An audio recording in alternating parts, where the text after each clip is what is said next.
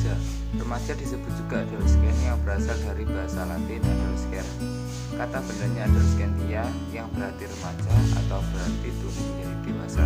Bahasa primitif cenderung memandang remaja tidak berbeda dengan masa dewasa.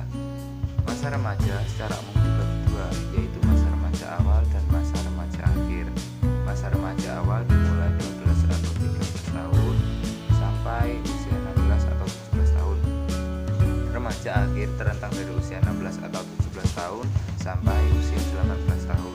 Perubahan yang terjadi mencakup perubahan emosi, minat, peran, serta pola perilaku.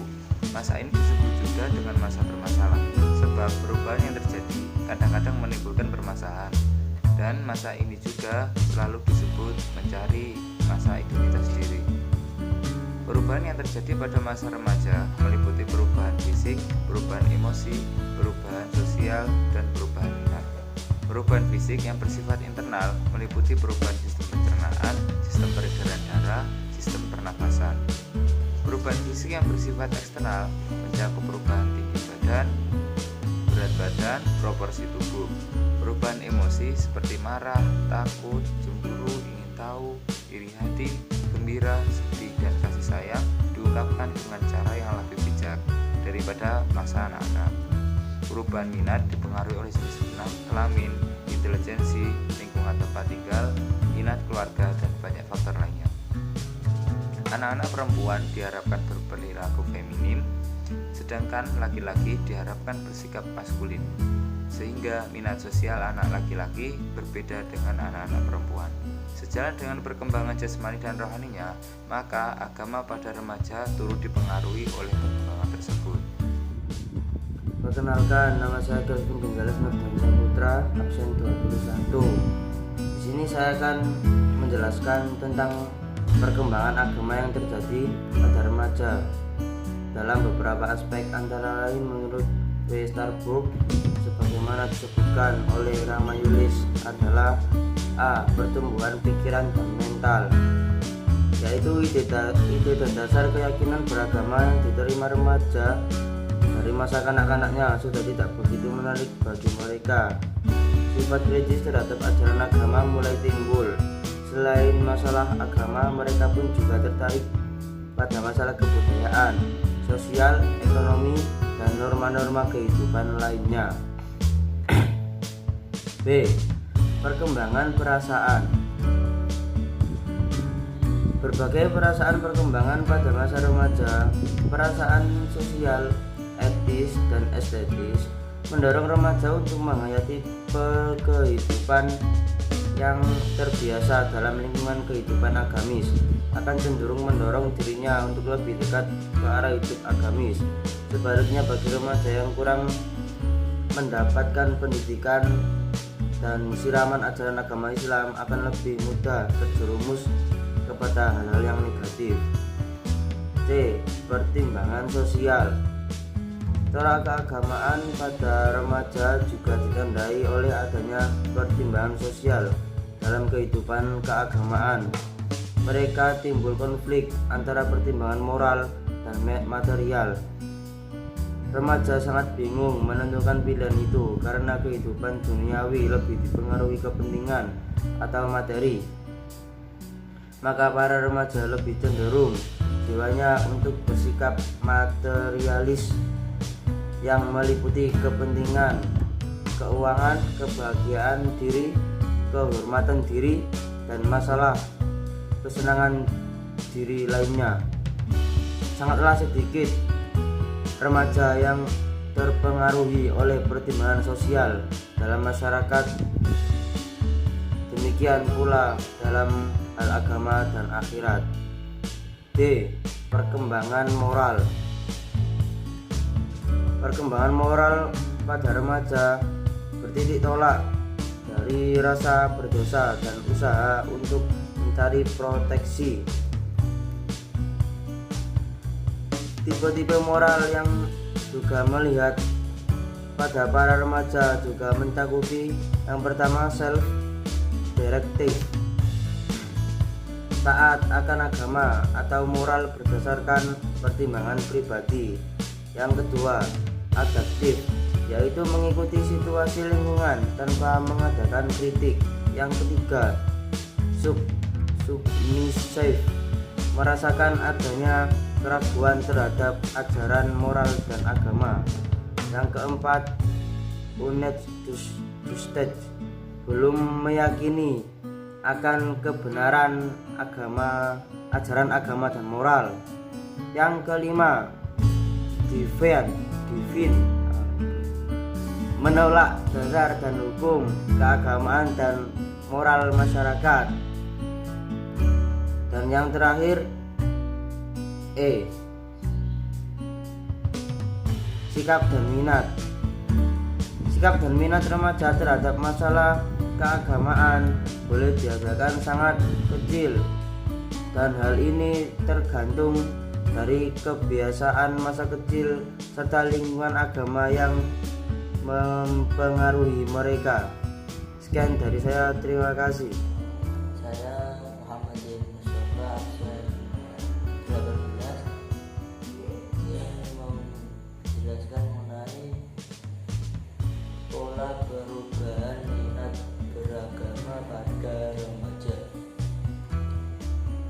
Pola perubahan minat beragama pada remaja menurut Bullock dapat dikelompokkan ke dalam 3 periode. Yang pertama, periode kesadaran religius. Saat remaja mempersiapkan diri untuk menjadi anggota kelompok atau jemaah agama yang dianut orang tuanya, minat religius meninggi. Akibatnya remaja mungkin akan berusaha mendalami ajaran agamanya, tetapi dalam usaha mendalami ajaran agamanya, remaja mungkin menemukan hal-hal yang tidak sesuai dengan logikanya. Pada saat itu mungkin dia akan membandingkan keyakinan agamanya dengan keyakinan agama teman-temannya. Kedua, periode keraguan religius. Berdasarkan penelitian secara kritis terhadap keyakinan agama pada masa anak-anak, remaja selalu bersikap skeptis pada berbagai bentuk ritual seperti doa, upacara-upacara agama yang bersifat formal lainnya. Mungkin pada saat yang bersamaan mereka meragukan ajaran agamanya. Mereka mungkin meragukan sifat-sifat Tuhan dan kehidupan setelah kematian. Kepercayaan remaja terhadap sifat-sifat Tuhan banyak dipengaruhi oleh kondisi emosi mereka. Sikap ragu ini dapat diatasi dengan pendidikan agama yang baik yang diberikan orang tua dan sekolah sejak remaja masih anak-anak. Pemahaman remaja terhadap sifat-sifat Tuhan selalu dikaitkan dengan ajaran agama yang pernah diterimanya. Dan yang ketiga adalah periode rekonstruksi religius. Lambat atau cepat remaja membutuhkan keyakinan agama. Meskipun keyakinan agama pada masa anak-anak tidak dapat lagi memuaskan keingintahuannya terhadap agama. Bila remaja merasa keyakinan agama yang dianutnya dari orang tuanya kurang memuaskan keingintahuannya terhadap agama atau Tuhan, mungkin dia akan mencari kepercayaan baru pada teman-teman atau orang lain yang dipercayainya. Remaja memang dapat menjadi sasaran empuk bagi setiap kultur religius yang berbeda. Saya Kiki Aryani Nur Saputri. Di sini saya akan menjelaskan mengenai materi yang selanjutnya, yaitu pengaruh emosi terhadap sikap beragama remaja. Remaja selalu terombang-ambing dalam gejolak emosinya. Pertentangan antara ilmu agama dan ilmu pengetahuan kerap terjadi dikarenakan kurangnya pemahaman remaja terhadap agama. Misalnya, di dalam Al-Quran dikatakan bahwa bumi terhampar, sedangkan di dalam ilmu fisika menyatakan bahwa bumi itu bulat. Jika remaja hanya memahami sebagian ajaran agama, maka mungkin dia akan berkesimpulan bahwa sebagian ajaran agama bertentangan dengan ilmu pengetahuan. Pertentangan antara nilai-nilai moral yang seharusnya dengan kenyataan dapat terjadi dalam berbagai bentuk. Misalnya, seorang guru agama mengajarkan kepada siswanya bahwa berdusta adalah perbuatan tercela dan tidak bermoral. Tetapi dia menyaksikan sendiri betapa banyak orang-orang di sekitarnya menjadikan dusta sebagai jalan menuju kesuksesan. Remaja dapat menyaksikan betapa banyak para tokoh agama yang mengajarkan nilai-nilai agama, justru mereka sendiri yang melanggarnya.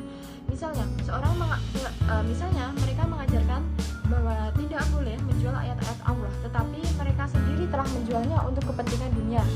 Beberapa konflik tersebut kadang-kadang menyebabkan remaja bersikap mendua terhadap ajaran agama yang dianutnya. Sikap mendua ini dapat dikurangi jika para remaja telah mendapatkan ajaran agama yang baik sejak usia dini. Di samping itu, dukungan nilai-nilai moral dari orang tua, guru, dan tokoh masyarakat akan membantu remaja menempatkan dirinya pada posisi yang seharusnya. Untuk materi yang terakhir adalah pendidikan agama pada remaja. Di sini saya akan membahas sedikit tentang pendidikan agama pada remaja. Tingkat keyakinan beragama pada remaja sangat dipengaruhi oleh bagaimana ia bisa menyelesaikan konflik batin dalam dirinya dan juga kepercayaan diri dalam dirinya. Pada usia ini, seseorang akan mengalami banyak konflik. Pada masa remaja, sebenarnya perkembangan fisik sangat berkembang secara pesat. Namun, perkembangan fisiknya ini seringkali tidak dibarengi oleh perkembangan psikologisnya. Hal ini mengakibatkan seseorang mengalami kelabilan. Ada beberapa upaya yang bisa dilakukan untuk menekan terjadinya kelabilan ini. Yang pertama adalah penanaman akidah. Penanaman akidah ini merupakan salah satu bentuk upaya untuk meningkatkan keimanan seseorang pada remaja. Dalam Al-Quran juga sudah dijelaskan bagaimana Yakub mengajarkan keimanan kepada anaknya. Kemudian yang kedua adalah pembiasaan ibadah. Pembiasaan ibadah ini bisa diterapkan saat seorang pada masa anak-anak dan kemudian dilanjutkan pada masa remaja. Cara memelihara diri dari api neraka adalah dengan melaksanakan ibadah secara rutin dan meninggalkan semua larangannya. Pendidikan seks. Remaja mengalami beberapa problem besar. Salah satunya adalah problem intern. Hasrat seksual yang berasal dari naluri seksualnya mulai mendorong untuk dipenuhi. Di dalam Al-Quran, Allah mengajarkan bagaimana mendidik pergaulan lawan agar tidak menimbulkan zina. Kemudian yang keempat adalah pembinaan akhlak.